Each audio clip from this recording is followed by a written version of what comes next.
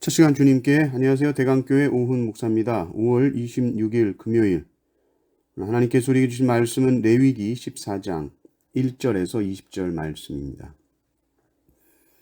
여호와께서 모세에게 말씀하여 이르시되 나병 환자가 정결하게 되는 날의 규례는 이러하니 곧 그 사람을 제사장에게로 데려갈 것이요 제사장은 진영에서 나가 진찰할지니 그 환자에게 있던 나병 환부가 나았으면 제사장은 그 정결함을 받을 자를 위하여 명령하여 살아있는 정결한 새 2마리와 백향목과 홍색 실과 우슬초를 가져오게 하고 제사장은 또 명령하여 그 새 하나는 흐르는 물 위 질그릇 안에서 잡게 하고 다른 새는 산채로 가져다가 백향목과 홍색 실과 우슬초와 함께 가져다가 흐르는 물 위에서 잡은 새의 피를 찍어 나병에서 정결함을 받을 자에게 7번 뿌려 정하다 하고 그 살아있는 새는 들에 놓을지며 정결함을 받는 자는 그의 옷을 빨고 모든 털을 밀고 물로 몸을 씻을 것이라 그리하면 정하리니 그 후에 진영에 들어올 것이나 자기 장막 밖에 2레를 머물 것이요 7째 날에 그는 모든 털을 밀되 머리털과 수염과 눈썹을 다 밀고 그의 옷을 빨고 몸을 물에 씻을 것이라 그리하면 정하리라.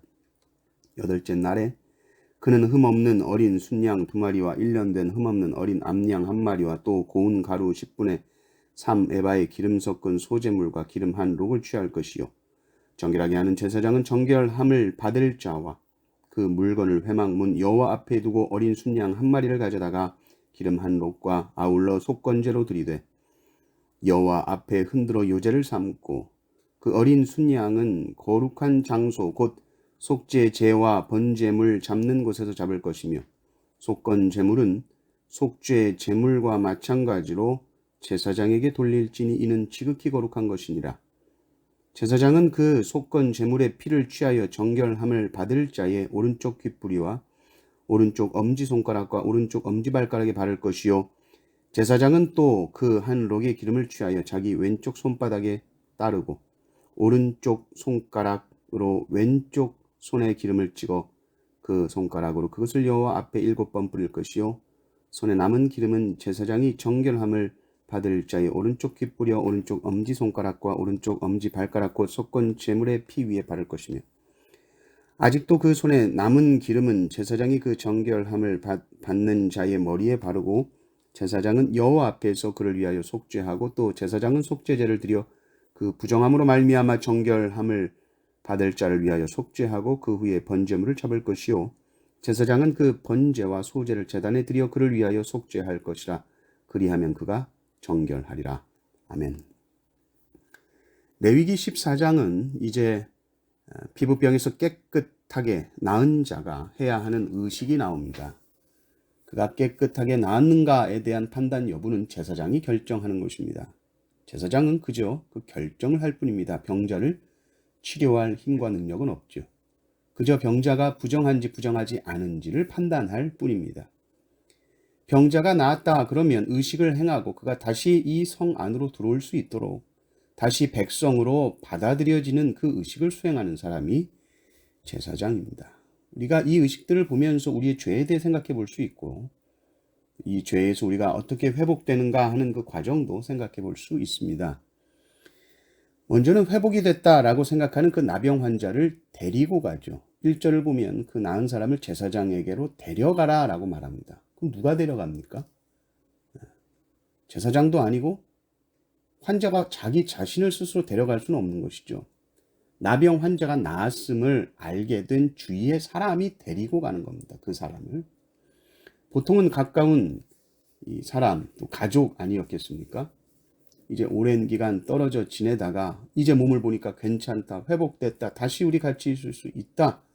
내가 제사장에게로 데려가 줄게. 그리고는 데려가는 겁니다. 이것이 회복의 시작입니다. 여러분, 내가 죄를 지었다라고 했을 때 그것은 나 개인의 죄라고만 생각하면 안 됩니다. 공동체가 그 죄의 영향을 함께 받고요. 또 그 죄의 함께 책임을 질 수 있어야 됩니다. 그래서 함께 죄를 살펴야 하고 정결을 위해 함께 힘써야 하고 함께 아파하고 고민해야 하는 것입니다. 이제 제사장이 환자를 보고 나았다 이렇게 판단이 되면 의식을 치르죠. 병이 나은 자는 살아있는 새 2마리를 가져와야 합니다. 그래서 먼저 새 1마리는 질그릇에 넣어서 흐르는 물에서 잡습니다. 죽이는다는 거죠. 그리고 그 질그릇 속에서 그 흐르는 물, 그리고 그 속에서 새를 잡았기 때문에 피, 그것이 같이 질그릇 속에 섞여 있습니다. 그리고 그 물과 피를 이제 살아있는 다른 1마리 새에게 뿌리는 것입니다. 또 백향목 우슬초를 또 이제 홍색 실로 이렇게 묶어서 마치 붓처럼 이렇게 만드는 것이죠. 그래서 그것을 찍어서 물과 피를 뿌리게 됩니다. 살아있는 새에게 그 물과 그 피를 뿌린 것과 똑같이 나병 환자 회복 판정을 받은 이 환자에게도 살아있는 새에게 뿌렸던 그 물과 그 피를 뿌려줍니다. 나병 환자에게는 이제 7번 뿌리게 되고 정하다, 깨끗하다 선언을 하게 되는 것입니다. 그리고는 그 물과 피에 적셔진 그 살아있는 새는 들판 위에서 하늘로 날려보내는 것이죠. 여러분, 이 물과 피라는 것은 굉장히 이 성경에서 상징을 가지고 있습니다. 바로 예수 그리스도를 상징합니다. 성육신하신 예수 그리스도를 말하고 있습니다. 요한일서 말씀에 물과 피로 임하신 분이 누구냐 했을 때 예수님이다 이렇게 말하거든요. 요한일서 5장 5절에서 6절 말씀 보면 예수께서 하나님의 아들이심을 믿는 자가 아니면 세상을 이기는 자가 누구냐? 이는 물과 피로 임하신 이시니 곧 예수 그리스도시라. 새가 물과 피에 적셔져서 자유와 해방을 누리며 날아간다. 이것은 마치 죄인이 예수 그리스도로 말미암아 죄에서 자유함을 얻고 해방된 것을 그림처럼 보여주고 있는 것입니다. 물과 피에 적셔지고 자유를 이제 얻어 훨훨 하늘 높이 날아가는 그 새, 그 모습은 죄에서 자유함을 얻은 구원받은 성도의 모습이죠. 1마리의 새는 피를 쏟고 죽었습니다. 그러나 다른 1마리의 새는 그 피에 몸을 담그고는 자유롭게 날아갑니다. 한 새의 죽음을 통해 다른 1마리의 새는 자유를 얻습니다. 지금 그 동일한 피가 나병 환자에게 7번 뿌려진 것이죠. 나병 환자는 어떤 감정을 느낄까요? 날아가는 새를 바라보면서 와, 저 새가 누리는 자유를 이제 내가 누리게 되었구나 라고 느끼지 않겠습니까?